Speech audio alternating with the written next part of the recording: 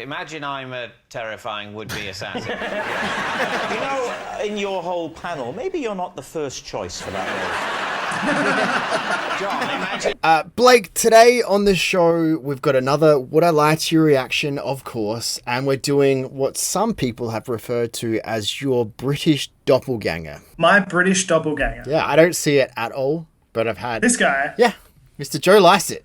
I'd like to know in the comments more about this. To be fair, I've only seen it twice, so it's not a general consensus by everyone. Okay. But it has been said more than once, so it's almost confirmed. Private message me, guys. So this is just, does Joe Lycett have an imaginary dog to deter muggers? I think this is already going to be, like, we're going to be in for a really good story, because his last story, was the This Is My. The sculpting. Yeah, do you remember that? Okay. How terrible that was. I'm just thinking of that when we roll into this. Yeah, so. I can imagine people pretending to have animals. You sometimes, like, it's very common to have, like, a beware of dog sign that you put up on the side of a gate. So, like, the idea isn't crazy, but I'm looking forward to where he takes the story. Yeah.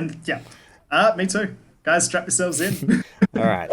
If I'm ever walking alone at night, I call out the name of an imaginary dog to deter any muggers. Not what I was expecting. What's the name of the dog? Brian.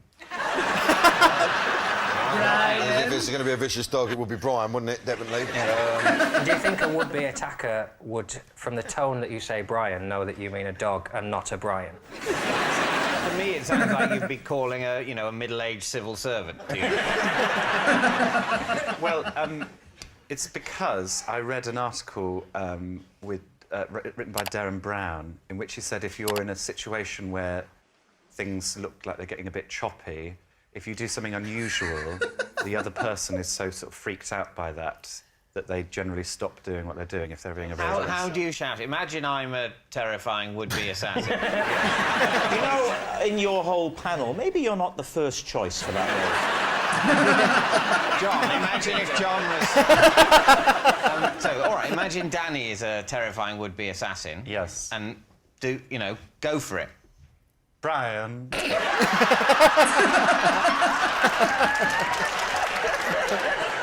You don't want to attack me now, do you? No, that's terrifying to me.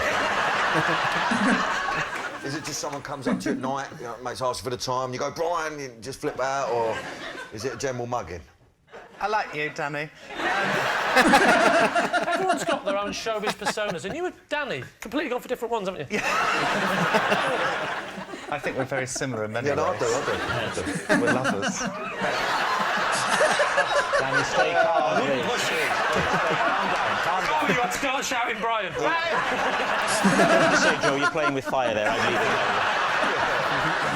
I'm feeling this one. You think it's true? Read a Darren Brown book for a start. He's that sort of... I believe that Darren Brown...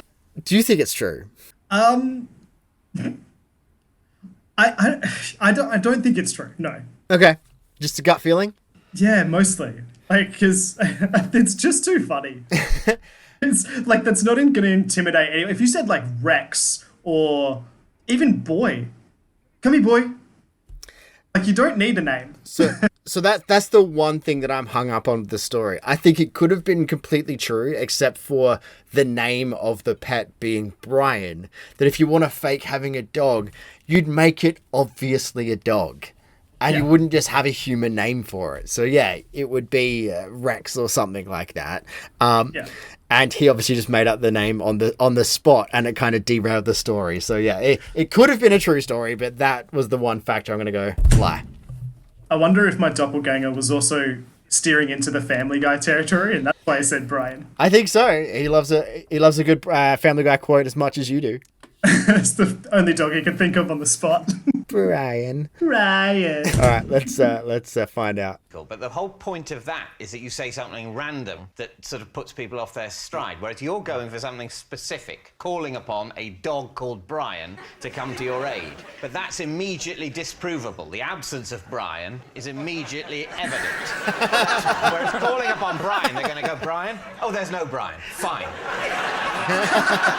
My big sticking point is still, if you were trying to create the illusion that you had a dog, why you would give it a person's name. Yeah. Yeah. Would you shout dog? You'd shout like Dog. Rover or Fido. That would be good. If he had a dog called Dog, that would... Dog! What would you call him, John? Rambo, Well, Tyson? my defence is slightly different. I would wet my pants.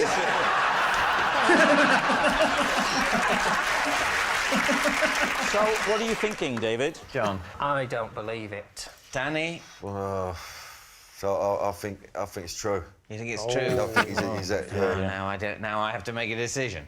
My gut is that it's not true. Let's go no then. Let's have a lie. Let's say lie. You say lie. OK. Joe, truth or lie? It was a lie. Yep. I like Danny Dyer, man. He's funny. Yeah, he is intimidating enough to just kick things along. Yeah. Yeah, I think we might have had something going just there where, because I look like him, I knew it was a lie. There you go. Yeah, you're kindred spirits. All right, guys. If you want to see some more Would I Lie to You reactions, by all means, hit that playlist just up there. And we'll see you guys tomorrow for the next one. I don't look like Joe! A little bit. Bye, guys. See ya.